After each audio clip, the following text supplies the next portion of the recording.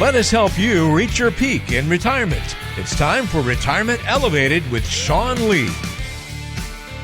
Hey everybody, welcome into this edition of Retirement Elevated Podcast with Sean Lee and myself. We're going to be talking a little bit about just some year-end thoughts and planning as things are winding down a little bit here. If you've got any questions or concerns, reach out to Sean at any time at 855-50-RETIRE or check him out online at elevatemyretirement.com. What's going on, my friend? How you doing? Living the dream, man. Just enjoying the last little bit of warm weather right now. Yeah, it's been an interesting, the weather's actually been pretty good in a lot of the country since the election ended. I don't know if that's maybe nature's way of saying sorry. Go ahead and enjoy some time outside and soak it up while you can, and get away from the TVs. Get away from your TVs, exactly.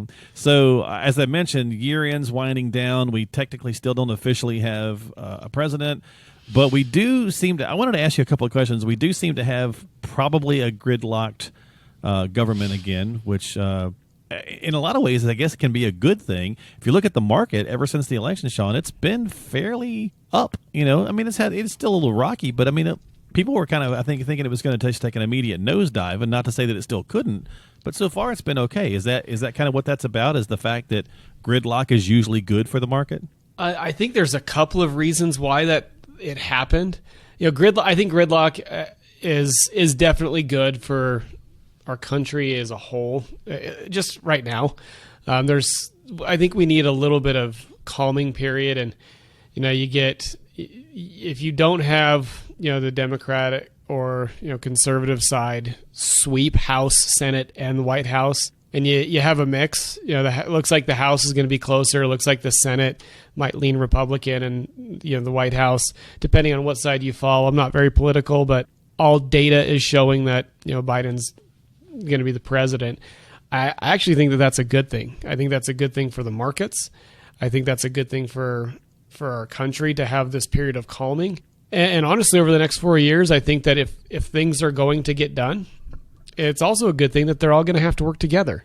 And so, we start to look at what the markets are doing. Yes, the markets are reacting to some normalcy, but we've also had 2 vaccines announced that they've got 90% plus, protection rate, and so there's a lot of excitement and hope, and so we're starting to see the markets anticipate some normalcy, second quarter of 2021. All right, Sean, so as years wind down, we also start to think more about tax prep, which we really should be thinking about tax planning all year long. But let's address that a little bit under the assumption that Biden does become president. Still some debate as to what will happen with the tax planning, but some of the conversation out there is obviously taxes may go up. They, again, with a gridlocked Congress and a gridlocked government, they may not change the tax plans that we're under until they sunset in 2024 or 5. But then again, they may, right? Yeah, 2025 is when they sunset, and that was one thing that Biden really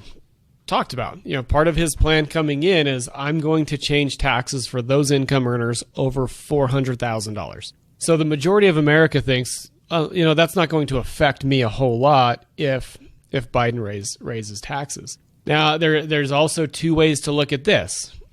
So those that are making over $400,000 are usually business owners. Maybe they're offering goods and services or whatever it may be. If their taxes are raised, well, that means that they're making less money. And so what could potentially happen? Well, you could see, prices on goods and services be raised a little bit. You kind of step it back because those business owners want to make the same income. They may increase the pricing of goods and services. Do I think that this tax plan is going to go through? I don't know. Politics is one thing, and passing policy through the House and the Senate to get to his desk to sign off is another. Comes back to if we have a mixed, a House that leans one way, Senate that leads the other, the chances of that tax bill being jammed through quickly are probably pretty slim. I don't know for certain, but I couldn't see the Senate passing off on a tax bill that if they lean more Republican. But you never know. Reality tells me that it's probably not going to happen during this 4-year period, but who knows? Yeah, I mean, obviously, right? Everything's if we've learned anything is that there's no point in trying to make too many plans in 2020 because the things are going to get turned on their head. And now this, at the time we're taping this is going to be our Thanksgiving edition, I believe. We'll put this out about a week before Thanksgiving. That we're seeing a lot of outbreaks again all over the country, all over the world. Really, there's tons and tons going on. So some states are repealing back and going down a phase. Some are going down a couple phases. I think I just heard this morning that Vermont is going to go into some heavy restrictions. So all of that may or may not affect, how people view their retirement plans or the finances or whatever going into the end of the year as well. We saw a lot of folks, not spending as much money during lockdowns before. So that could have an interesting, effect on how you plan. Yeah. Yeah, I mean, Utah, we're pretty insulated from the unemployment issues. I say that loosely because our unemployment right now is less than 4.7%. Okay. And, all right. and so and I think a lot of that is we're a small business owner community. We're a younger community. There's a lot of tech here. And so working remote hasn't been an issue. I mean, I've literally only taken 4 in-office meetings since March. And so, we're with the technology, it's business as normal, and a lot of people are able to maintain their jobs, at least in this area of the country, and we're very fortunate that that's the case. Mm-hmm. But not being able to do a lot of the other things, it allows for you to save more too. I'm not spending money on vacations. I'm not spending money on trips and things like that. We're not going out to dinner as much. So I think you're starting to see a big savers mentality start to hit again. And hopefully that those, once you've created those habits, they continue once we get through this. Because I think that'd be a great thing for our country is, not only to get the economy back in shape and people spending again, but also forming habits to where they're not overspending and they're starting to save some money as well. No, I mean, I think that's a great point, and it would be nice if we do that. I almost wonder, unfortunately, maybe that's just being pessimistic, is that the adverse side is maybe 2021, especially if the vaccines do their thing. As we mentioned earlier, obviously some of the market reaction to those vaccines has been very positive. Might people go into an overly spend mode? And what does that mean for retirees or pre-retirees? Does that mean we need to be having some conversations with our advisors and making sure that our plans are still the way we need them to be, or make some adjustments or whatever that might look like in case we do want to get a bit spend happy to make up for lost time, if you will? That's a good point. I mean, because a lot of our plans that we've built in, they're built in around travel and lifestyle and spending some money. Right. If you're listening and you're a client of ours, most people know that they have a extra money that they can spend. We just have to adjust the plan, and we can do so factually and with the data that we have in front of us, and stress the plan to see how that's going to be adversely affected. If you're not a client of ours, then you probably want to take some steps with your advisor. If you don't have an advisor, give us a call. But to understand, hey, if I spent an extra $10,000 this year for the next 3 or 4 years to catch my spending up because I want to just blow out some trips, and I don't know if this is going to, right. How it's going to affect me. Right.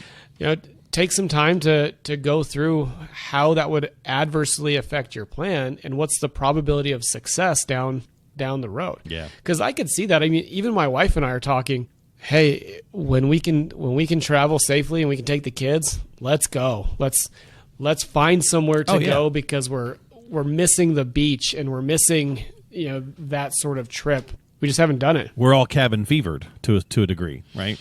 So, it's that kind of idea where, and that's why I was kind of wondering, is it a good idea, like when we're saving this extra money right now, should we be reinvesting that, or should we be kind of holding that in our emergency funds? Because again, never know what might happen, right? I think a lot of people learned in the first part of 2020 when COVID first got us, we had the lockdowns, that some folks probably realized their emergency funds were not sufficient enough.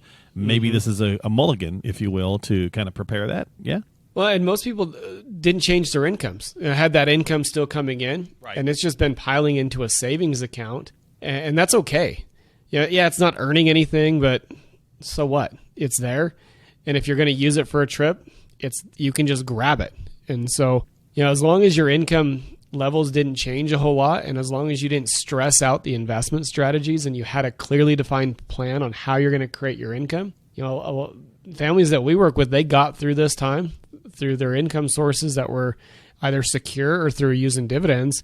And we're going to go into 2021 ready to rock. All right, so if you've got some questions or concerns, as Sean said, whether it's some of the things we talked about, possible tax changes, or what to do about your emergency fund, or just spending, or just maybe tweaking or readjusting your plan. If you're already working with the team, well, you're probably going through those steps already. But if you're not, make sure that you reach out to them before you take any action at 855-50-RETIRE. That's 855-50-RETIRE. If you are working with the folks, don't forget to subscribe to us. And even if you're not, either way, subscribe to the podcast so you get future episodes as they come out. Most phones now, smartphones, already have podcasting apps built into them. So if you're an Apple user, for example, then you have Apple Podcasts on your phone. You should be able to just hit that, open it up, type in Retirement Elevated in the search box.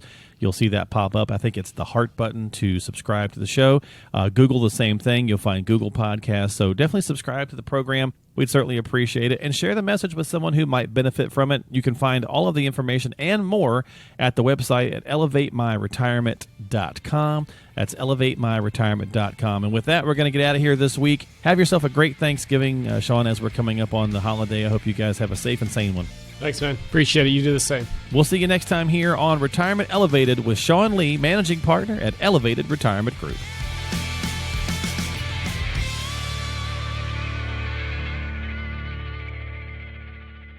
Investment advisory services offered through Elevated Capital Advisors, LLC, and SEC Registered Investment Advisor.